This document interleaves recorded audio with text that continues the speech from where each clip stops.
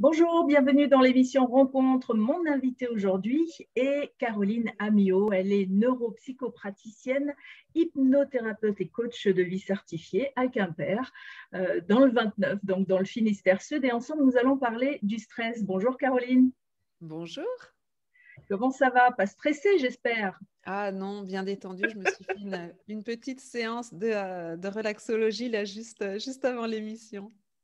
C'est parfait parce qu'aujourd'hui, on va parler du stress chronique. C'est quoi le stress chronique?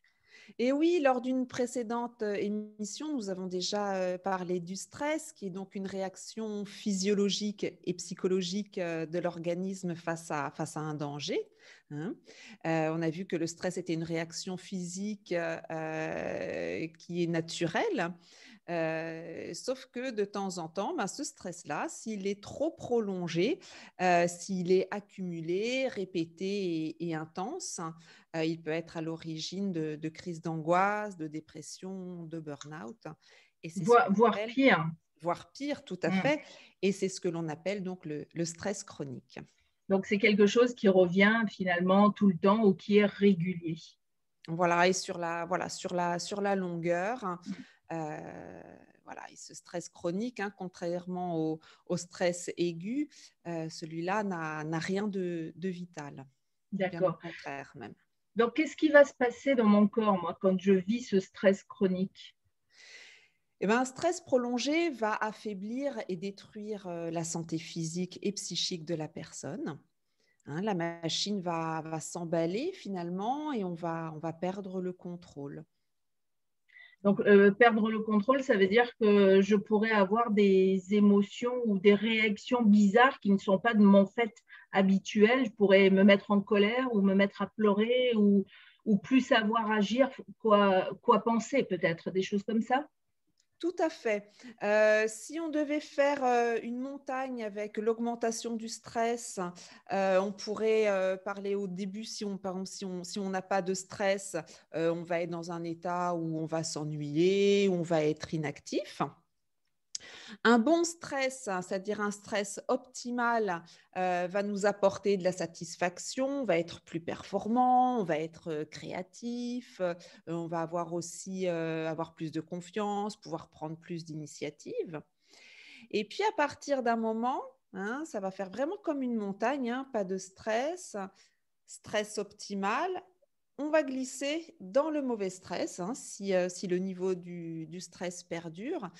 Et là, on va se sentir sous pression, on va avoir des perturbations émotionnelles, on va ressentir de la fatigue, de l'anxiété, etc. Alors, je n'ai pas besoin d'être un salarié pour vivre du stress. Il n'y a pas que le domaine du travail qui apporte du stress dans ma vie. La vie de tous les jours, nous apporte du stress. Rien que le brouhaha, finalement, dans lequel on est plongé en permanence, le brouhaha est quelque chose qui va agresser l'organisme et agresseur, ça va être rangé dans la catégorie des agents stresseurs. Et donc, voilà, on va baigner, on risque en tout cas de baigner rapidement dans le stress sans qu'il y ait toujours forcément une pression particulière au travail ou dans d'autres domaines. Oui, je peux être ma source de stress aussi. C'est-à-dire, peut-être que je n'ai pas un patron qui me met du stress, mais peut-être que je me mets du stress tout seul ou toute seule. Exactement, les pensées, les ancrages, la façon dont on a été éduqué, tout à fait. Alors, quand tu parles quand on parle d'effets cognitifs, souvent on voit ça dans les articles, les effets cognitifs, ça veut dire quoi exactement? Alors, les effets cognitifs, en fait, du stress chronique, ça va être de la perturbation, une perturbation au niveau de la concentration, ce qui va entraîner des erreurs, des oublis, des difficultés à prendre des initiatives ou des décisions. Des pertes de mémoire peut-être ou pas? Des pertes de Ouais. mémoire, donc des oublis, des erreurs d'inattention. On va être… Donc ça peut devenir quelque chose de dangereux parce que par exemple, si je suis en train de marcher et que je ne suis pas conscient de où je suis, je peux me créer un accident en fait dans cet état. complètement. Mm. Donc, les effets cognitifs, c'est ça, et les effets émotionnels, c'est l'état dans lequel je me sens quand je vis ça. Voilà, le stress chronique va provoquer des réactions émotionnelles comme de la sensibilité et de la nervosité accrue, hein. On va être, comme on dit, à fleur de peau en permanence. On va démarrer, avoir tendance à démarrer au quart de tour. On va être plus sujet aux crises de larmes, aux angoisses, hein, aussi. Est-ce que ça Euh, peut ressembler à une sorte de baby blues pour les mamans qui viennent d'accoucher ou tu sais, quand des fois, au niveau des hormones, quand on a nos règles en tant que femme, ben, on peut être un petit peu pareil en fleur de peau. Est-ce que je peux confondre alors, euh, disons que faut pas, voilà, là, ça va être des facteurs plutôt hormonaux qui vont induire oui, ces états, hein, dans le cadre du cycle ou du baby blues. Le facteur hormonal a une grande part, en fait, dans cet état. Maintenant, c'est vrai que quand on devient maman, on a aussi beaucoup de stress, hein. Est-ce que je vais savoir faire avec mon bébé? On a la fatigue, est-ce que on je vais peut être une bonne maman? c'est ça, on est vite désemparé et évidemment, ça crée un stress qui vient se Ouais. rajouter déjà au chamboulement hormonal que l'on Donc, connaît. je m'observe. L'idée, c'est de m'observer quand je vis des choses comme ça et d'essayer d'identifier si c'est plutôt mes hormones ou si c'est vraiment un stress qui s'est installé, quoi. Oui, tout à fait. On va pouvoir avoir d'autres ressentis, hein, qui vont nous permettre aussi de tirer la sonnette d'alarme et puis de savoir que c'est plutôt le stress qui nous déclenche tel ou tel mot, hein. On va pouvoir avoir des maux de tête, des migraines, des nausées, des vertiges, des maux de ventre. Ah oui, j'allais le dire, les maux de ventre, c'est important. Quand j'ai pas envie de faire quelque chose, en général, mon ventre me le dit. Voilà, exactement. Des troubles du sommeil, Mm. hein. On va avoir du mal à s'endormir ou on va avoir des réveils nocturnes. On peut aussi observer une baisse de la libido. Mhm. Donc, pour Euh, celles et ceux qui ne savent pas ce qu'est la libido, Bah, au niveau de tout ce qui va être sexuel, en fait, hein, désir les envies, sexuel, quoi, voilà. Mm. voilà, exactement, Mm. hein. On va pouvoir observer aussi une baisse de l'immunité. Donc, je vais tomber plus facilement malade. Facilement malade, on va s'enrhumer, on va voilà, attraper tout ce qui traîne, et puis on va être fatigué.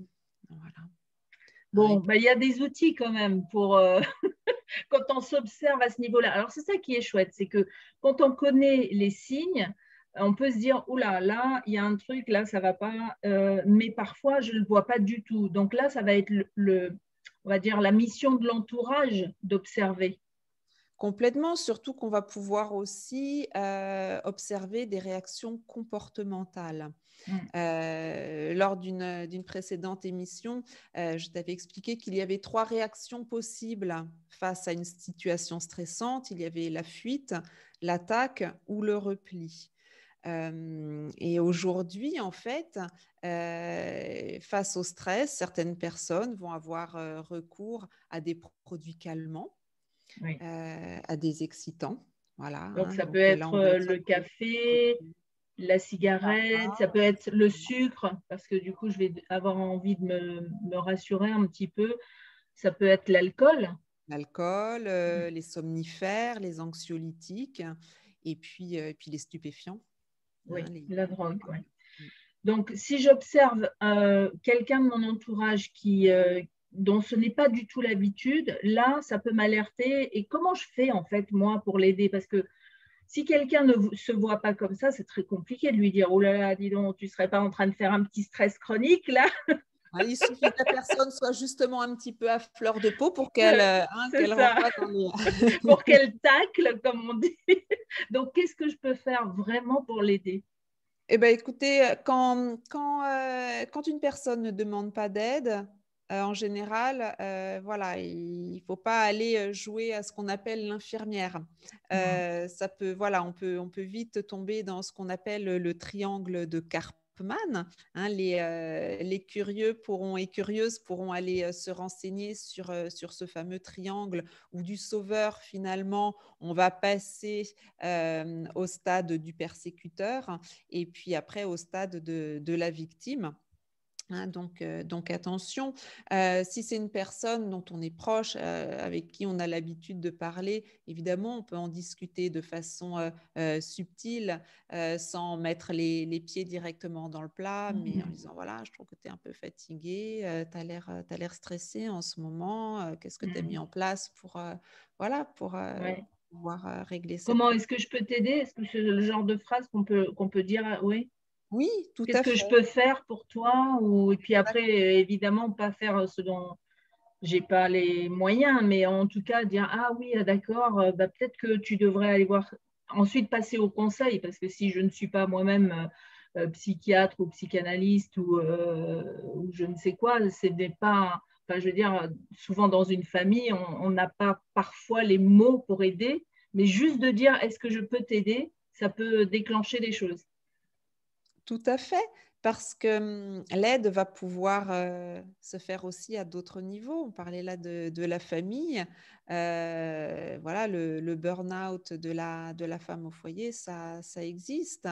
Hein, et quand on a plein de tâches à accomplir au quotidien, ben, des fois, un petit coup de main, c'est le bienvenu. Donc, on peut aider la personne à être soulagée, hein, de son stress comme ça par des petites actions au quotidien. Un Tiens, mécanisme. aujourd'hui, chérie, c'est moi qui fais la vaisselle, par exemple. Par exemple, hein, voilà, tout simplement, hein, pour éviter des comportements qui pourraient venir après, plus tard, comme le repli sur soi. Oui. Et là, c'est plus difficile, hein, de proposer son aide à une personne qui est… Oui, parce qu'une fois que la personne s'est refermée, et là, c'est très, très compliqué, il vaut mieux aller consulter dans ce cas-là, hein, si on voit qu'il y a quelque chose qui ne va pas du tout, du tout. Tout à fait. On peut même aller jusqu'à avoir des difficultés à coopérer, des difficultés relationnelles, des diminutions des activités sociales. Donc, il y a vraiment un enfermement, hein, qui va se mettre en place avec de l'agressivité, de l'impulsivité. Mm. Oui, Hein. puis c'est un peu l'histoire du serpent qui se mord la queue, c'est-à-dire que la personne, en repoussant les gens, bah, va repousser l'aide de quelqu'un qui pourrait l'aider vraiment. Donc, il ne faut pas le laisser s'enfermer, quoi. Tout à fait. Mm. Alors, dans les outils que tu proposes, il y en a plusieurs, hein, que tu proposes à ton cabinet, mais aujourd'hui, tu vas proposer un outil particulier. Oui. Je vais proposer en fait un petit journal de bord, un journal de bord du stress, une sorte de journal dans lequel on va pouvoir faire une auto-observation du stress. Parce que s'auto-observer et repérer les signaux d'alarme, ben, voilà, c'est peut-être par là qu'il faut commencer.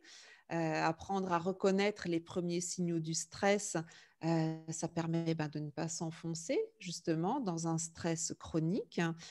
Ça permet de réajuster automatiquement ses pensées et puis aussi ses actions, hein, pour agir sur le stress. Donc, si on veut ce petit journal de bord, il y a juste à te contacter et tu l'enverras par mail. Exactement, c'est un journal qui permettra d'identifier plusieurs éléments comme les manifestations corporelles. On va se poser la question, ah, qu'est-ce qui se passe là dans mon corps? Les manifestations cognitives, quelles sont les pensées qui me viennent, quelles menaces aussi, par exemple, je perçois, et puis les manifestations comportementales. Voilà. C'est chouette parce que si en plus déjà j'ai commencé ce travail un petit peu d'enfermement, quelque part ça va m'aider à m'en sortir. Ouais, Ouais. complètement. Hein, l'objectif de cet outil que je propose, c'est vraiment d'apprendre à observer son stress et ses mécanismes. C'est un petit journal de bord à tenir pendant à peu près 2 semaines pour se faire un auto-bilan. Oui, et puis alors, ces 2 semaines, ça veut dire que tous les jours, il y a un petit travail pour soi à faire. Pour quelqu'un qui va dire, oh non, mais j'ai pas le temps de faire ça, ça prend combien de minutes? Oh, ça va prendre 5 minutes, hein, 5 minutes par jour. Enfin voilà, ou même au moment où on ressent en fait quelque chose de pas confortable, là, c'est pas mal, voilà, de s'interroger. Oh, ouf, là, qu'est-ce que je ressens? Qu'est-ce que mon corps me dit? Qu'est-ce qui se passe?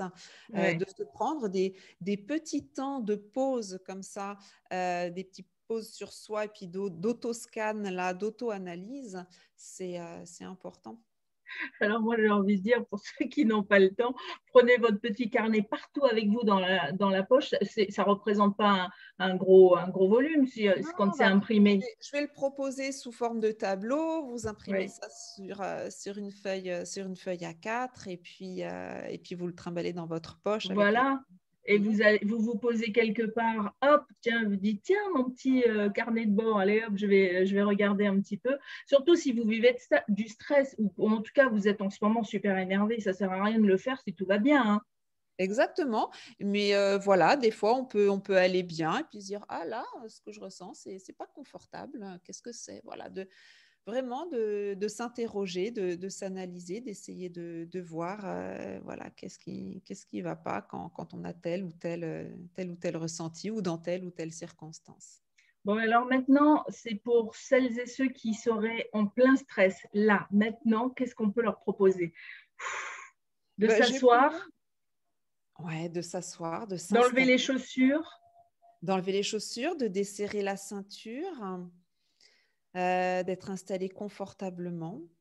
Et puis peut-être d'écouter, de suivre cette petite séance de relaxation anti-stress Ah que ben je moi, vais je me mets en mode relaxation aussi. Alors, hein, on t'écoute, Caroline, nous faire ce cadeau parce que c'est vrai que ne serait-ce que 5-10 minutes, une fois de temps en temps, ça fait tellement de bien. Donc, si vous n'avez pas eu de séance de relaxation depuis un moment, eh bien, c'est le moment. Posez tout, on laisse tout, comme on a dit, la ceinture, les chaussures, tout ce qui pourrait nous gêner. Et hop. Est-ce qu'il faut être assis ou couché? C'est mieux d'être en position semi-allongée ou confortablement assis, hein, parce qu'il ne faudrait pas non plus glisser vers la sieste. Ah bon? Si on peut se Bon, l'autoriser, pourquoi pas, mais voilà, si on peut se l'accorder, pourquoi pas, mais allez, c'est parti. ok. Alors installez-vous. Et puis vous pouvez fermer les yeux si vous le souhaitez, ou alors portez votre regard sur un objet précis là, qui se trouve dans la pièce où vous vous trouvez. Et si vous êtes prêt et prête à commencer, là, toutes les personnes qui nous regardent, allez-y, relâchez juste un peu. Voilà. Et puis, je vais vous proposer de placer une main, celle de votre choix, sur votre ventre, là, au niveau du nombril.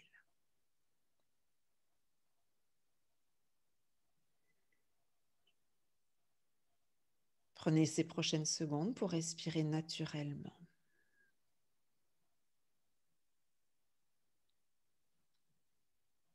Et puis ressentez la main qui est posée là sur votre ventre, contre votre nombril.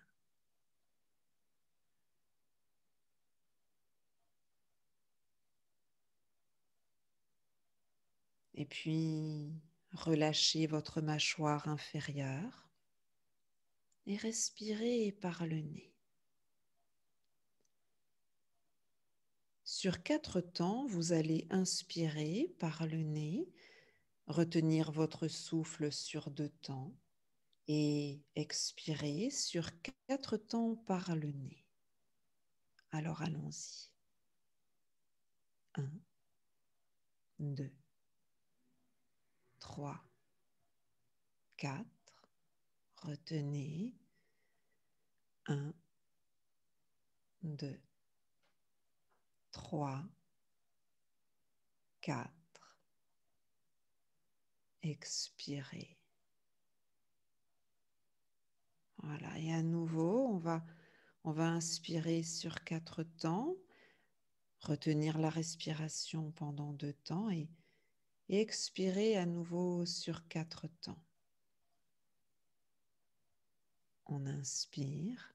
1, 2, 3, 4.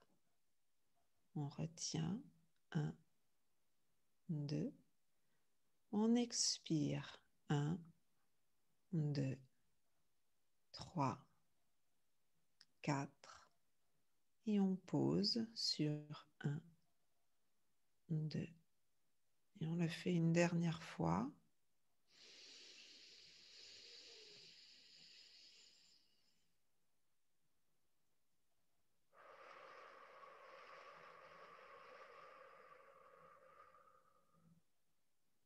Voilà, et concentrez-vous maintenant sur les parties de votre corps qui sont les plus détendues. Et remarquez à quel point votre ressenti de détente peut grandir.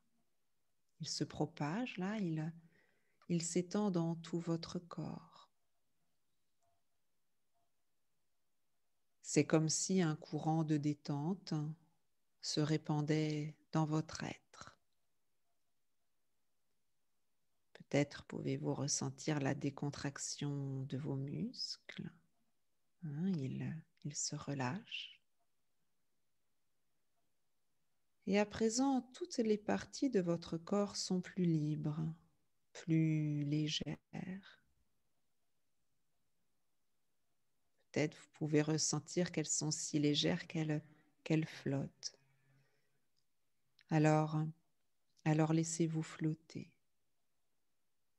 Laissez-vous flotter sur une vague apaisante.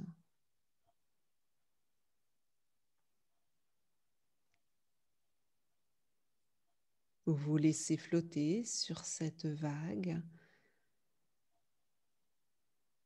Et peut-être pouvez-vous commencer à remplacer vos pensées par de la visualisation.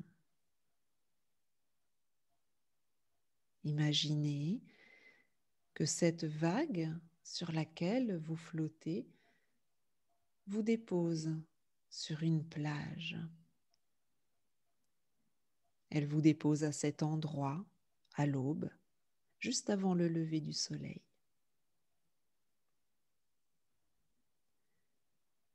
Vous êtes maintenant sur une plage bien différente de ces plages que vous avez pu voir ou parcourir jusqu'ici.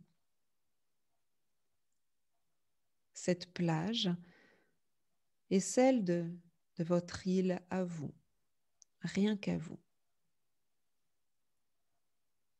L'île de votre apaisement, de votre calme.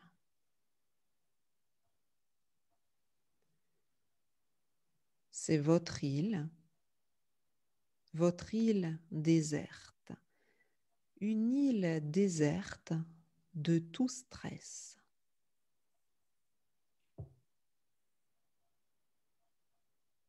Vous êtes à présent sur votre île déserte, vous êtes sur la plage, une plage au sable doux et chaud. La mer est calme, la surface de l'eau est presque lisse. Vous remarquez la présence de très légères ondulations là où de petites vagues rejoignent le rivage de sable. Le soleil ne s'est pas encore levé, mais le ciel commence à s'illuminer. L'air a une température pour vous agréable. C'est l'aube et vous êtes seul dans ce lieu si calme. Vous êtes seul sur votre île déserte.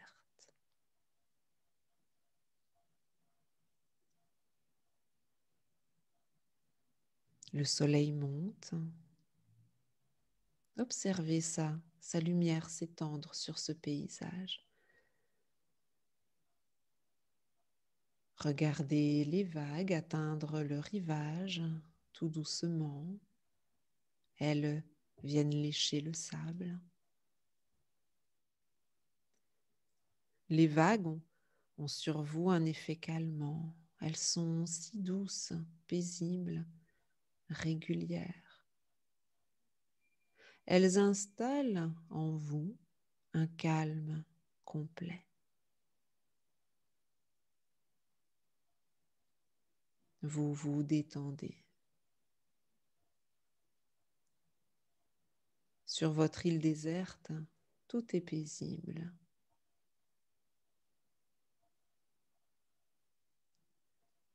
Le soleil monte et monte.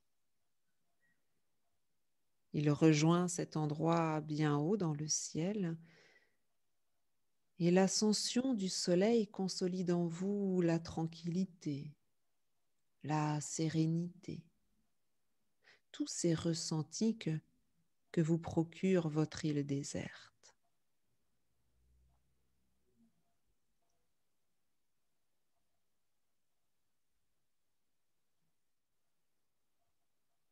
Intensifiez en vous vos sensations de calme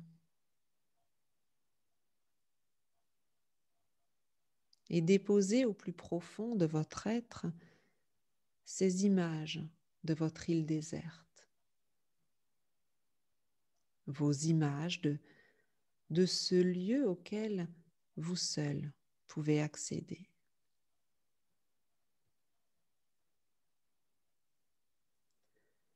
Chaque fois que vous ressentirez des vagues de stress vous atteindre, agiter votre esprit ou votre corps au point de perturber votre équilibre,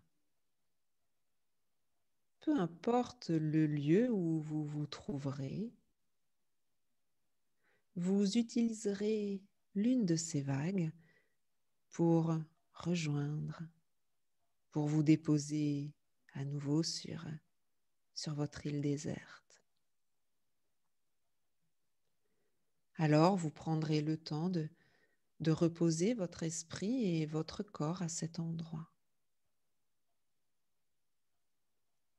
Cette île vous appartient, elle vous est facilement accessible.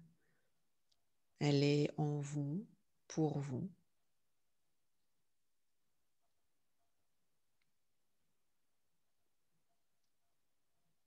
Détendez-vous, déposez-vous, reposez-vous à cet endroit aussi souvent que vous en ressentez le besoin, aussi souvent que vous désirez le faire.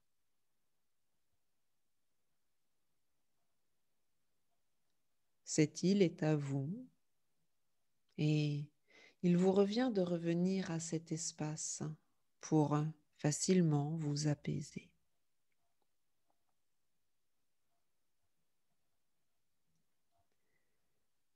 Et puis je vais maintenant compter jusqu'à 7. Et peu à peu, vous reviendrez à votre conscience habituelle. Lorsque vous entendrez 7, rien qu'à ce moment, vous ouvrirez les yeux et vous pourrez très facilement revenir à vos activités. 1. Inspirez. Expirez. 2. 3. Vos sens s'activent. 4. Vous pouvez bouger les mains, hausser légèrement les épaules, peut-être remuer les pieds. 6 et 7. Voilà. Quel beau cadeau, merci. Je crois que j'avais jamais fait une méditation comme ça sur mon île, la mienne, où je peux avoir un sable de la couleur que je veux, une rivière si j'en ai envie. Oh, c'était très, très chouette.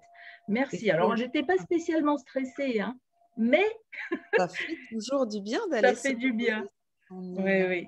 Hein, et puis son île, on peut la modifier au besoin, voilà, la rendre vraiment optimale.